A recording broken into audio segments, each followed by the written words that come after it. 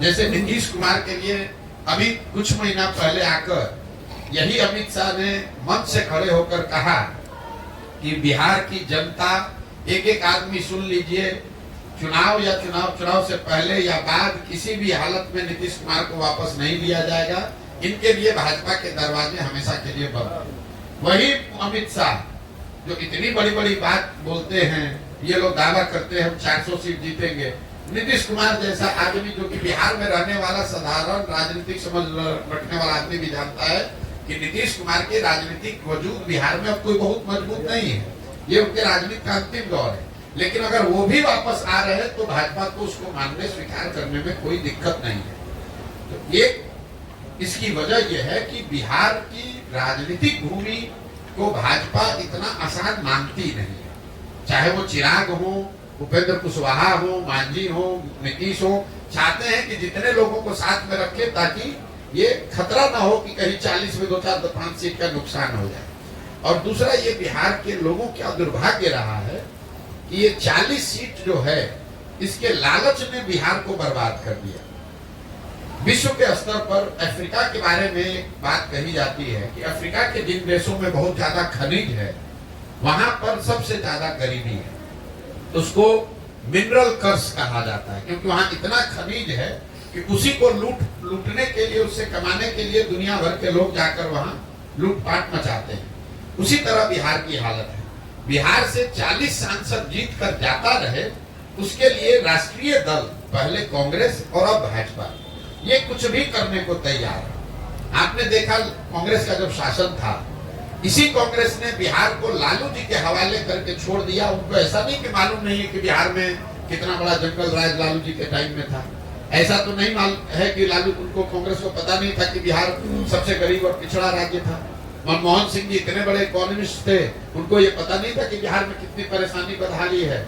इसके बावजूद उन लोगों ने लालू जी को अपने कंधे पर बैठा कर रखा क्योंकि वो चाहते थे कि बिहार से 20, 25, 30 सांसद जीतकर यूपीए की सरकार को मदद करते रहे। तो जो काम कांग्रेस ने लालू जी के साथ किया, वही काम आज भाजपा नीतीश के साथ कर रही है कि नीतीश को साथ में रखो, चिराग को साथ में रखो, इन लोगों की मदद से 30-35 सांसद हम लोग का जीत कर जाता रहे। उसके बाद बिहार में जो होता रहे उससे कोई दिक्कत नहीं। बिहार के पूरे बच्चे मजदूर बने रहे, कोई दिक्कत नहीं है। बिहार में गरीबी बदहाली हो, कोई दिक्कत नहीं हो।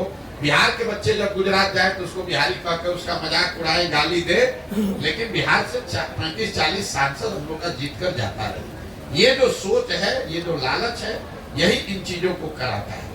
बिहार के चुनाव में आपकी क्या भूमिका रहेगी? जी, लोकसभा चुनाव में क्या भूमिका? मेरी कोई भूमिका नहीं है। हमारी भूमिका हमने तय की हुई। हमारी भूमिका बिहार में समाज के स्तर पर काम करने की है। मैंने आपको पहले बताया, हमारा लक्ष्य पहले से निर्धारित है।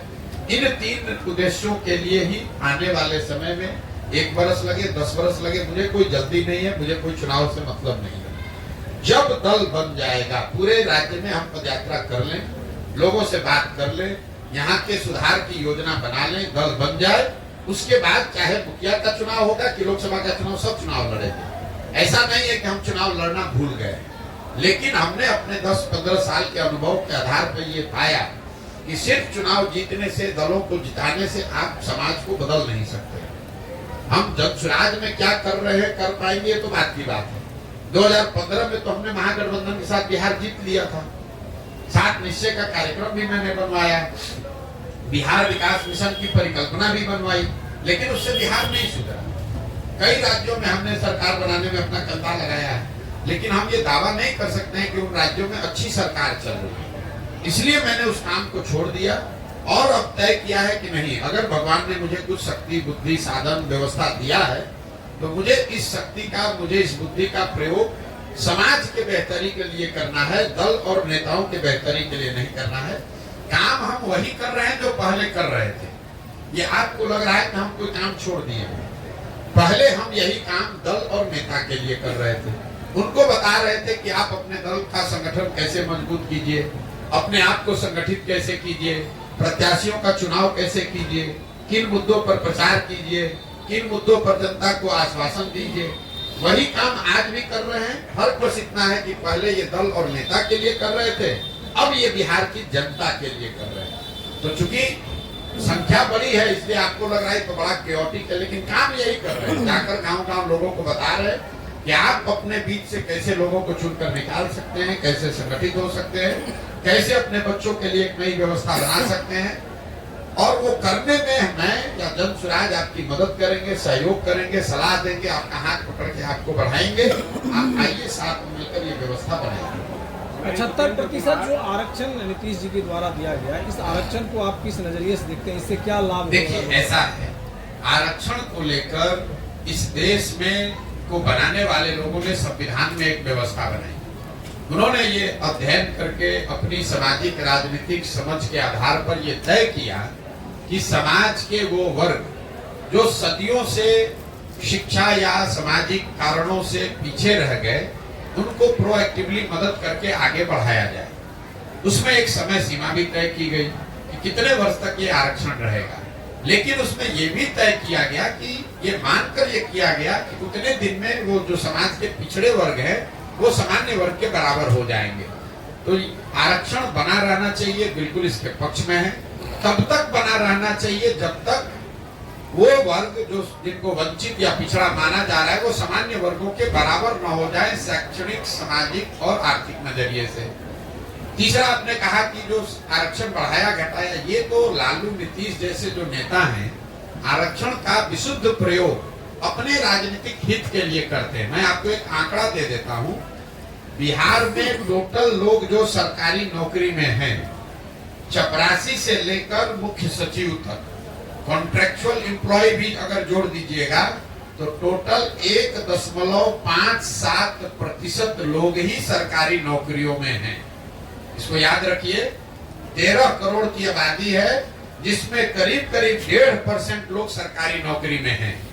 अब आप आरक्षण 1.5% में चाहे 65 कर दीजिए या 80 कर दीजिए या 100 में 100 कर दीजिए, मान लीजिए कि आपने 100 में 100% भी रिजर्व कर दिया, तो भी समाज का 98.5% आदमी को तो इसका कोई फायदा नहीं है।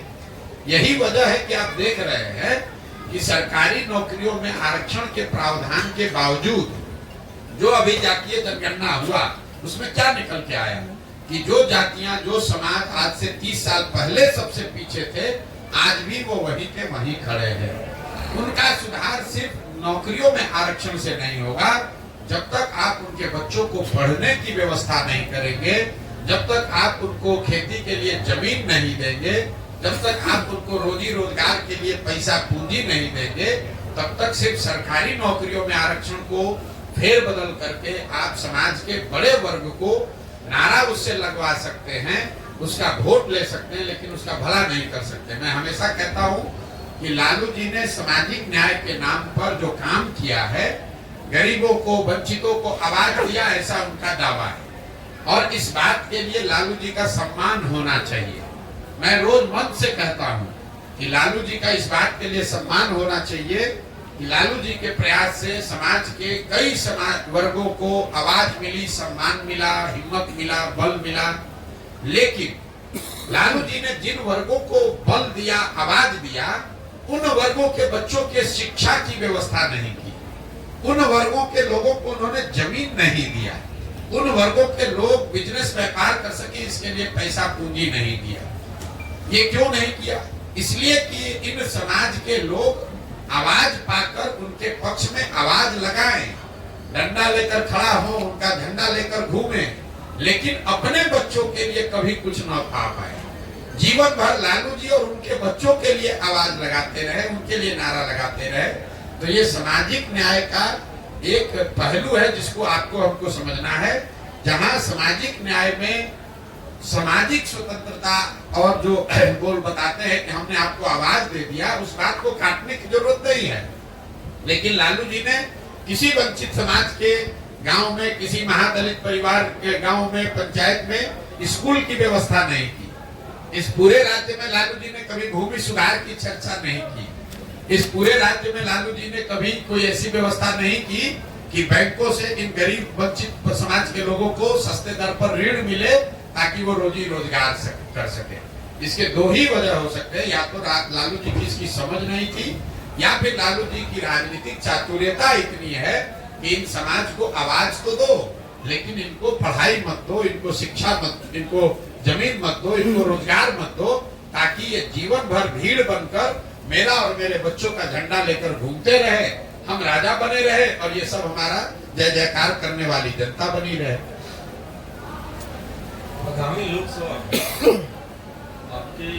आपका समर्थन किसी प्रत्याशी को मिलेगा? किसी को नहीं, मेरा समर्थन किसी को नहीं है, मेरा विरोध किसी को नहीं है। ये जो मैं पूरा अभियान कर रहा हूँ, देखिए पूरे देश में कितनी पार्टियां और दल हैं जो चाहते हैं हम उनकी मदद करें, हम लोकसभा में उनके साथ जुड़ जाएं। हमने इस काम को 2021 में, आज नहीं, 2 मई 2021 को जब बंगाल तमिलनाडु का रिजल्ट आया, उस दिन हमने नेशनल टीवी पर बैठकर घोषणा की कि अब हमको जीवन में काम करना ही नहीं। लेकिन अब पत्रकार है या राजनीतिक टीका टिप्पणी करने वाले लोग, हमको तो ये विश्वास होता नहीं है। अब आपको विश्वास न हो तो उसके लिए हम कुछ कर नहीं सकते। जब हमने काम छोड़ा, छोड़ने के बाद 1 साल अपने जीवन का निकाला ये समझने के लिए कि हमको जीवन में आगे क्या करना है, और 2021 से लेकर 2022 तक सोचने समझने के बाद हमने तय किया कि अब अपने जीवन का मेरा अगला 10 साल 15 साल बिहार में सुधार के लिए हमको लगाना है। उसके लिए जो कुछ भी करना पड़े, अपना घर परिवार छोड़कर, आप देख रहे हैं कि देश में आज चुनाव हो रहा है, मेरे घर में कुछ हो रहा होगा, गर्मी हो, बरसात है, जाड़ा है, मैं पिछले 18 महीना से बिहार के गांव में ही रहता हूँ, इन्हीं कैंप्स में रहता हूँ, लोगों से मिलता हूँ, उनको समझाने का प्रयास करता हूँ। उसमें सफलता मिले न मिले वो बात का बात है, आप उससे सहमत हो सकते हैं, नहीं सहमत हो सकते हैं, लेकिन मैं ये काम पिछले 2 वर्ष से कर रहा हूँ, इस बात से कोई इनकार नहीं कर सकता है। तो मैं हमेशा कहता हूँ कि अगर आप हमारी बात, हमारी कहे हुए बात पर भरोसा मत कीजिए, मेरे कथनी पर मत जाइए, तो मेरे करनी को देखिए, जो मैं कर रहा हूँ उसको देखिए, जांचिए, परखिए, ठीक लगे तो जुड़िए, और न ठीक लगे तो जैसे जीवन चल रहा है चलाइए, हमें कोई दिक्कत नहीं है। जो आपसे प्रभावित है, जो मतदाता आपसे प्रभावित है, वैसे लोग कहाँ होते हैं? जो हमसे प्रभावित है, जो इस सोच से प्रभावित है, वो उन लोगों को वोट करेगा जो समाज में इस बार खड़े होंगे और बेहतर उनकी नजर में होंगे। अब आप ये कह सकते कोई बेहतर ना हो तो क्या करे, भाई उसके लिए नोटा का प्रोविजन है, जाके नोटा दबाओ। इस बार 11 लोकसभा में उतार रहे हैं बिहार में, क्या लगता है? अब भाई ये जाकर ओवैसी साहब से पूछिए कि 11 में उतार रहे हैं कि 41 में उतार रहे हैं। हमने आपको कह दिया कि हमको चुनाव से कोई लेना देना नहीं है। हमने जिन उद्देश्यों को लेकर इस अभियान को शुरू किया है, एक चुनाव आए, 10 चुनाव आए, कोई लालच आए, कोई बीच में स्थिति आए, हम इससे हटने वाले नहीं है। बिहार की जनता को जो आश्वासन देकर ये अभियान शुरू किया है कि जब तक पूरा बिहार पैदल न चल लें, जब तक गांव-गांव जाकर लोगों से मिल ना लें, समझ ना लें, उनकी मदद से नया दल न बना लें, तब तक कोई भी राजनीतिक गतिविधि में हमारी कोई भूमिका है नहीं। ये बिहार के लोगों को तय करना है कि वो किसको वोट देना चाहते हैं, किसको नहीं देना चाहते हैं।